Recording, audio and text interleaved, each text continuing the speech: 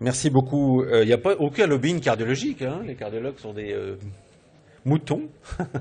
Voilà mes conflits d'intérêts. Alors, juste pour parler du traitement pharmacologique antithrombotique du syndrome coronaire aigu, c'est quelque chose d'assez compliqué. Parce que ça va globalement de la petite douleur thoracique qui a un ECG normal et qui a pas de troponine et qui est quand même peut-être un syndrome coronaire aigu, jusqu'au patient qui vient de faire l'arrêt, qui a un ST+, et qui a forcément de la troponine également. Donc ça, toutes ces diapos-là, vous pouvez les retrouver, c'est dans les guidelines de la Société européenne de cardiologie.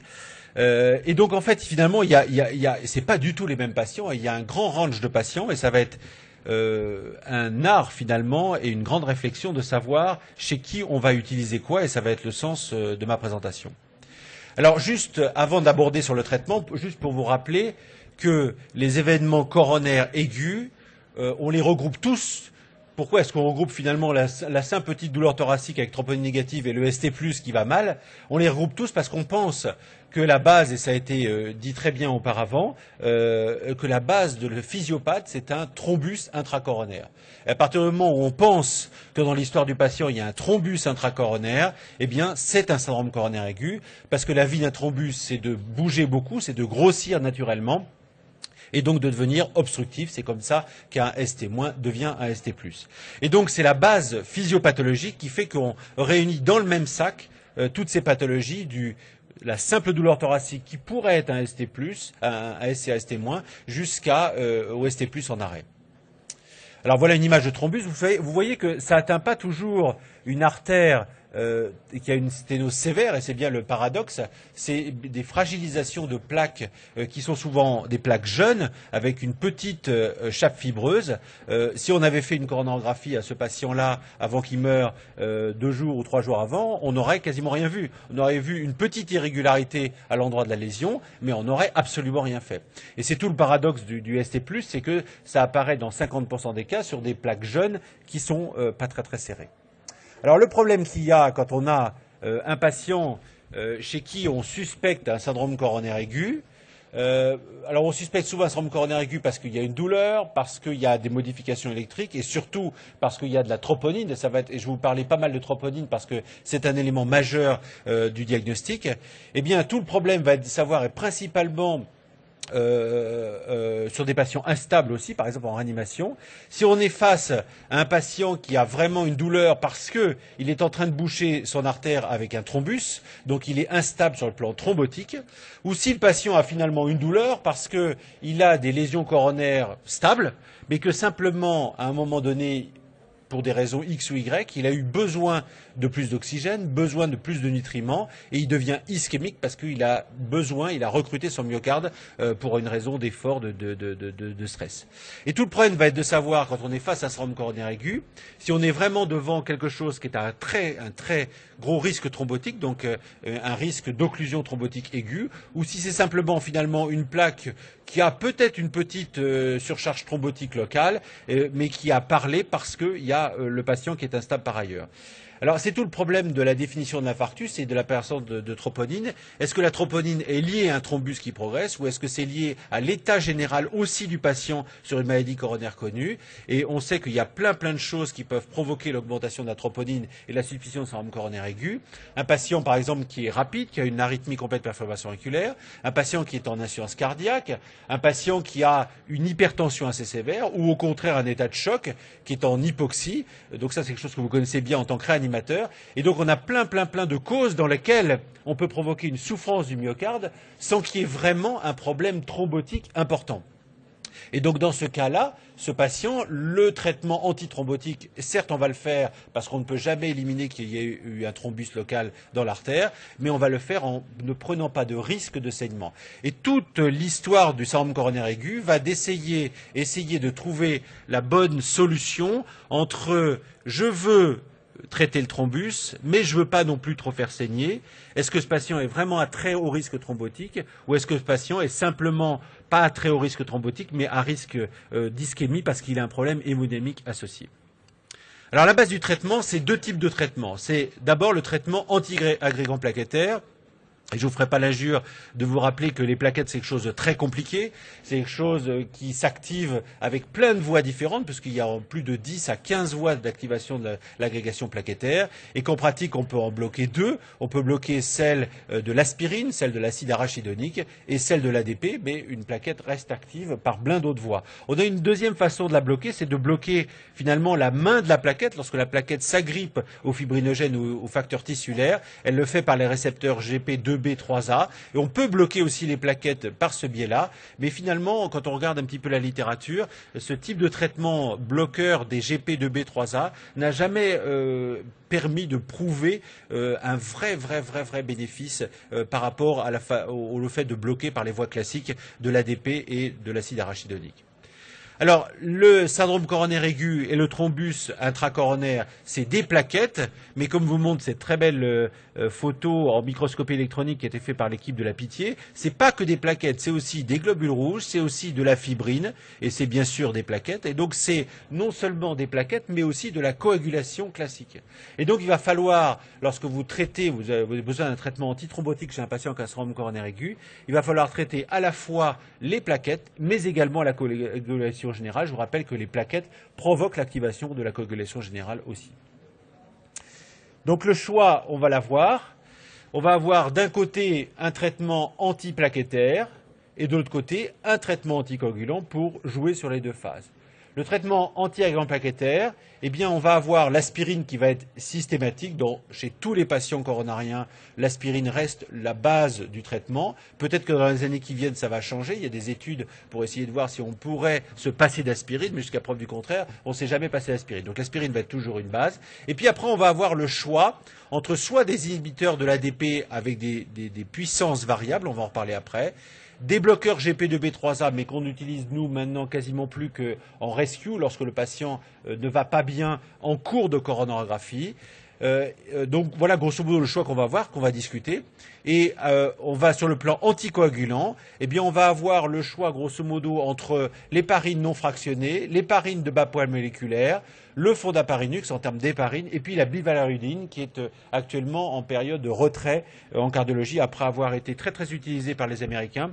On se rend compte que, et j'en parlerai donc très peu, qu'elle est intéressante en cours de procédure, mais avec des épisodes de récidive thrombotique après. Peut-être que les durées de traitement de bivalérudine qui ont été essayées dans les essais n'étaient pas assez longs, et on a donc des thromboses de stent post-arrêt du traitement par bivalérudine qui font remettre en question cette molécule. Alors, qu'est-ce qu'on a comme cas? Je vais vous prendre un premier cas. Le premier cas, c'est le cas typique du ST+. Dans le ST+, qu'est-ce qu'on a? Pourquoi est-ce qu'on a un ST+? Parce qu'on a une occlusion thrombotique de l'artère qui ne circule plus avec une ischémie. Et clairement, on est sur un patient qui a une thrombose majeure d'une coronaire. Donc dans le ST+, le problème va être simple. Il va falloir être très agressif sur la thrombose et on ne va pas trop faire attention au risque de saignement puisqu'on a un problème de viabilité du myocarde à respecter. Donc il va falloir être très agressif. Donc c'est vraiment la thrombose, le traitement de la thrombose qui va l'emporter. Et le traitement de la thrombose, donc comme je vous l'ai dit, ça va être de l'aspirine immédiatement. Alors les recommandations disent orale ou intraveineux. Nous, on travaille beaucoup sur l'aspirine à la Riboisière et je peux vous dire que l'intraveineux, ça marche beaucoup plus vite que l'oral. Il y a des problèmes d'absorption à la phase aiguë de l'infarctus du myocarde qui sont assez clairs, à la fois pour l'aspirine et à la fois pour l'éthiénopyridine, qu'il vaut mieux, quand on peut faire IV. Et deuxièmement, un bloqueur des récepteurs à l'ADP. Je vais vous reparler du choix après. Donc ça, c'est la partie anti-agrégant. Et sur la partie anticoagulant, vous voyez que les recommandations sont larges. Elles vous disent soit de l'héparine non fractionnée, soit de la bivalérudine, soit de l'enoxaparine, soit du fondaparinux. Alors, sauf le fondaparinux en phase aiguë, qui est contre-indiqué parce qu'il n'est pas assez puissant, mais ça va être soit héparine, enoxaparine ou bivalérudine. Alors pour s'y retrouver, je vous propose de reprendre les recommandations qu'on a fait avec le SAMU de Paris et pour toute la PHP, des recommandations de la prise en charge pour les médecins qui sont dans les camions de SMUR, et la recommandation, parce qu'il faut faire un choix à un moment donné, il faut se mettre autour d'une table, et c'est peut-être un des messages de cette présentation, il faut se mettre autour d'une table et essayer d'avoir une procédure bien établie pour chaque centre qui peut recevoir un syndrome coronaire aigu. Donc en cas de ST+, à moins de 12 heures, le traitement antithrombotique, c'est de l'aspirine IV. La dose importe peu. On a une dose, un effet maximum à partir de 100, en tout cas 250 mg sans problème. Ça sert à rien de faire 1 gramme. Entre 1 gramme 500 et 250, c'est du pareil au même. Donc au moins 100 mg d'aspirine IV. Et ce qu'on a proposé au niveau de Paris, c'est du Lovenox, parce que le Lovenox a montré une supériorité par rapport à l'héparine IV.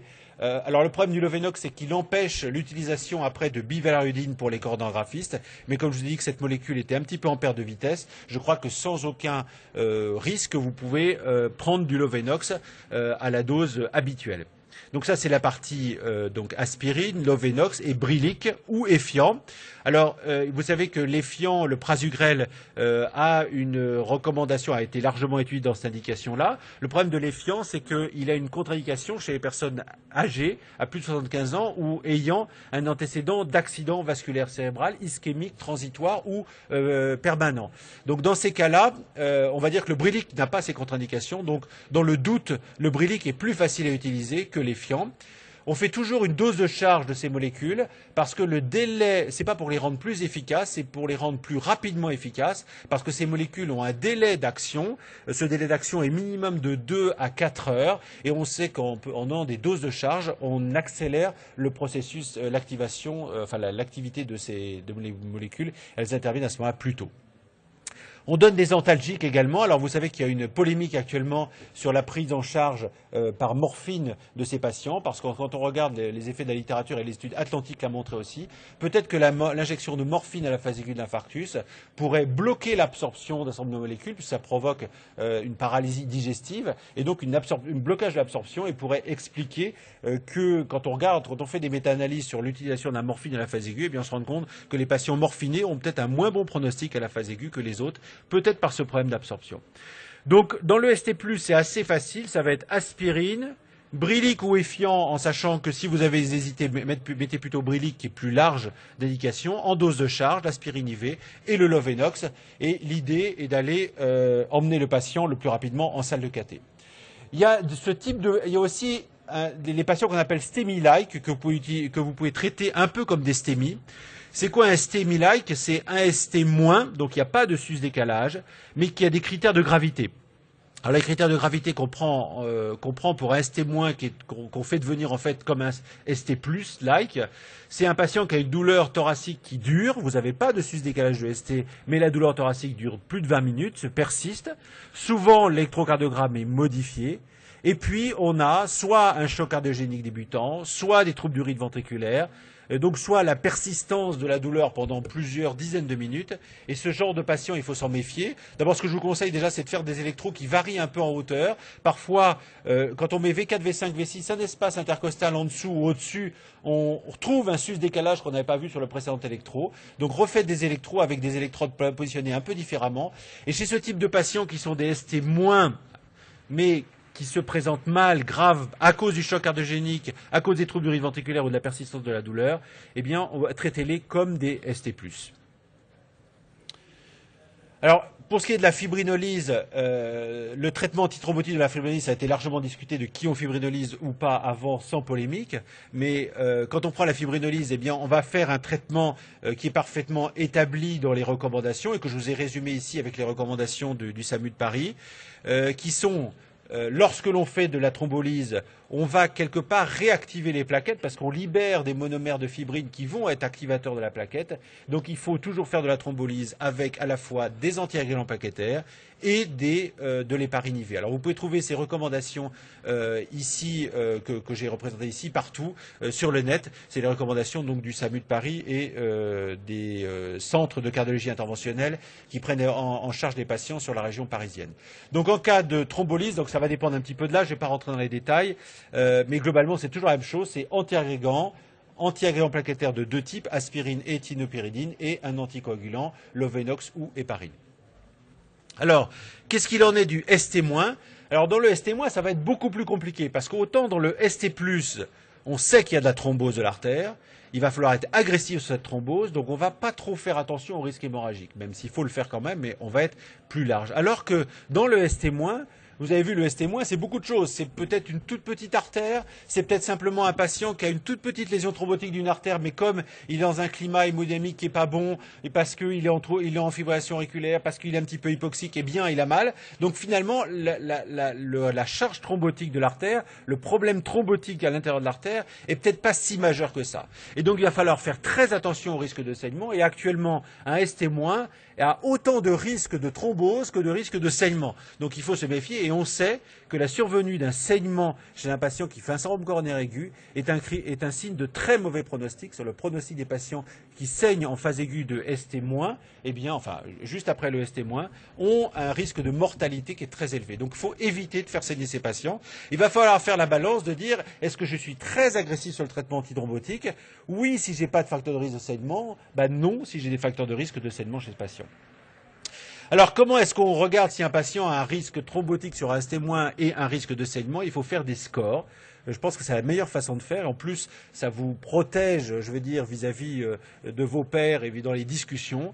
Il faut faire des scores, soit le score de Grace ou le score de TIMI. Je vais présenter ici le score de Grace, qui est le plus classique en Europe. Le score de Grace va vous définir le risque de survenue d'un infarctus du patient et de décès, donc le risque thrombotique du patient.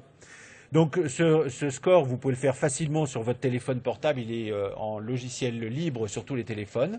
Mais quand vous faites ce score de Grace et que vous estimez le risque d'évolution thrombotique du patient, eh bien il va falloir faire à côté le risque de saignement et estimer le risque de saignement parce qu'il est presque aussi important. Et vous voyez que c'est pas si simple que ça, parce que les risques prédictifs de thrombose, eh bien il y en a qui sont communs avec les risques prédictifs de saignement, et c'est tout le problème, c'est que les patients à risque thrombotique sont aussi les patients qui risquent de plus saigner. Les facteurs communs, c'est par exemple la fréquence cardiaque, la pression artérielle systolique, la fonction rénale et la présence d'une insuffisance cardiaque. Ces 4 facteurs sont des facteurs de risque de thrombose, donc de transformation d'un ST- en ST+, mais sont aussi des facteurs de risque de saignement. Et donc il va falloir quand même si c'est pas si simple que ça, essayer quand même d'estimer quel est le risque thrombotique de votre patient et quel est le risque de saignement pour adapter le traitement. Alors, ce qui peut vous permettre aussi, et c'est très à la mode en cardiologie, ce qui peut vous permettre aussi d'estimer ce risque, c'est la troponine. C'est-à-dire que dans les scores de Grace, qui est un score quand même un petit peu ancien, qui a environ une dizaine d'années, eh bien, on n'avait pas la troponine ultrasensible. Et la troponine ultrasensible, alors elle est embêtante parce qu'on trouve plein de patients qui ont des troponines ultrasensibles augmentées, mais elle est vachement intéressante pour une autre chose, c'est qu'on va regarder la cinétique de cette troponine ultrasensible. C'est-à-dire que, grosso modo, voilà, ici vous avez l'algorithme 2015 de l'ESC sur le diagnostic des SCA au SAU, aux urgences. Eh bien, on vous dit, faites 2 troponines à 3 heures d'intervalle, et on ne va pas tellement se fier, on va se fier à la valeur. Si la valeur est très augmentée, bien évidemment, on est sur un syndrome coronaire aigu à risque. Mais si on est sur des petites valeurs, on va regarder s'il y a une cinétique d'augmentation ou pas. S'il n'y a pas de cinétique d'augmentation, ou une cinétique d'augmentation qui est faible, eh bien, votre patient va être à pas trop haut risque thrombotique. Si par contre, la cinétique d'augmentation de la troponine est très très élevée, donc la deuxième troponine 3 heures après est beaucoup plus élevée que la première, c'est qu'on est probablement sur un patient qui est très à risque thrombotique. Donc c'est un élément supplémentaire qui va vous aider. On a même des évolutions, des mesures à 1 heure, et ça c'est aussi les recommandations 2015 de la Société européenne de cardiologie, qui montrent qu'avec, ça dépend de la troponine et ça dépend, voilà, faut regarder dans le texte parce que c'est un petit peu compliqué, qu'en faisant une troponine à H0 et H1, on a une bonne idée du pronostic du patient et du risque du patient et de savoir avec quelle agressivité il faut le traiter. Alors, comment donc on va le traiter? Comment on va traiter un ST-? On va se traiter un ST- avec toujours les mêmes traitements, anti-agrégants et anticoagulants, mais en s'adaptant au risque thrombotique et au risque hémorragique du patient. Alors, par exemple, sur le choix, alors l'aspirine, ça va être une base, toujours de l'aspirine, si possible IV. Pour ce qui concerne les thinopyridines, eh bien, vous allez avoir le choix, grosso modo, entre le clopidogrel qu'on réserve maintenant aux patients très âgés, très à risque hémorragique, le prasugrel qui, au contraire, lui, que vous allez utiliser chez un patient ST-, mais presque quasi ST+, les ST+-like, par exemple, le ticagrelor qui est vraiment le tronc commun au milieu, qui est assez adapté pour tout le monde, une bonne efficacité thrombotique et un risque hémorragique qui n'est pas trop important. Et puis vous allez avoir le cangrelor qui va sortir bientôt, qui est un antiagrégant plaquettaire injectable, qui a l'avantage d'avoir une réversibilité beaucoup plus rapide, et qui est assez puissant, mais facilement réversible, et ça c'est assez intéressant. Donc en fonction du risque de votre patient, vous allez choisir soit un, soit l'autre, plus ou moins agressif. Pour ce qui concerne les anticoagulants, c'est la même chose. Chez un patient à risque hémorragique ou un patient standard, on va dire, le fondaparinux qui provoque moins de saignement va être l'anticoagulant de choix. Et par contre, si vous êtes un patient qui a un faible risque de saignement et un haut risque thrombotique, parce qu'il a un score de Grace très élevé et un score de Crouzet qui est faible, par exemple, eh bien, vous allez plutôt utiliser de l'énoxaparine. Et puis, si vous êtes entre les deux, vous pouvez utiliser l'héparinivir, notamment si vous avez un risque de saignement et que vous voulez neutraliser le saignement s'il arrive. Donc, il va falloir faire sa cuisine entre ces trois anticoagulants-là. Pour terminer, il est important aussi de prendre en charge le risque de saignement, je vous l'ai redit. Il y a d'autres façons de le faire. S'adapter à la fonction rénale, je ne vous ferai pas l'injure de vous dire que les anticoagulants, il faut s'adapter à la fonction rénale.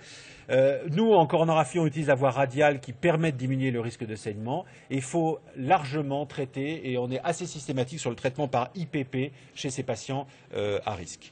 Le troisième élément, et le dernier élément que je voudrais aborder, c'est le fait de savoir s'il est vraiment extrêmement important d'être très agressif avec les ST-. C'est-à-dire qu'est-ce que sur une suspicion de ST-, il faut tout de suite mettre l'anticoagulant, l'anticoagulant plaquettaire thiénopyridine, l'aspirine, tout de suite. Eh bien, il y a une étude qui est assez intéressante, qui est l'étude ACOST, qui a pris des non-STEMI, donc des ST-, qui avaient une troponine augmentée et chez qui on randomisait, soit on donne du prasugrel tout de suite. Alors les doses de prasugrel ne sont pas tout à fait les doses qu'on utilise habituellement dans le ST+, donc soit une petite dose de prasugrel tout de suite, soit on attend l'arrivée en salle d'hospitalisation. C'est tous des patients qui ont une coronographie. Eh bien, quand on regarde l'intérêt de traiter plus tôt ces patients, eh bien, vous voyez qu'il n'y a aucun bénéfice. Et ça pose la question de dire, quand on a une suspicion de ST-, faut-il lui sauter dessus tout de suite avec les anticoagulants plaquettaires agressifs type prasugrel ou ticagrelor? Eh bien, vous voyez que ce n'est pas si évident que ça. En conclusion, il est fondamental d'essayer de regarder quel est le risque thrombotique et le risque hémorragique de vos patients. Dans le STEMI, il n'y a pas de question. Le risque thrombotique est au premier plan et donc il faut être agressif. Mais par contre, dans le non-STEMI, il est fondamental de stratifier, ce d'autant plus que l'étude ACOS vous dit que vous n'êtes peut-être pas si pressé que ça pour être agressif dans le terme antithrombotique. Et le traitement, il va être à la carte, à la fois l'anticoagulant et l'anticoagulant plaquettaire, en fonction de la gravité de votre patient. Et le plus intéressant à faire, c'est de rédiger un protocole pour avoir en mémoire le score de Grace, les scores, pour pouvoir adapter ces traitements. Et puis, quand vous avez un doute, aussi bien, alors dans le ST+, ça pose pas de question, mais dans le ST-, si vous n'êtes pas sûr de votre coup dans le ST-, il ne faut pas hésiter à aller en choro tout de suite. Il y a des indications maintenant sur le ST-, c'est pas déraisonnable de faire tout de suite la choro dans le ST- pour bien voir quel est le problème coronaire, s'il y a bien un problème coronaire et s'il est vraiment important de donner un traitement antithrombotique agressif. Je vous remercie.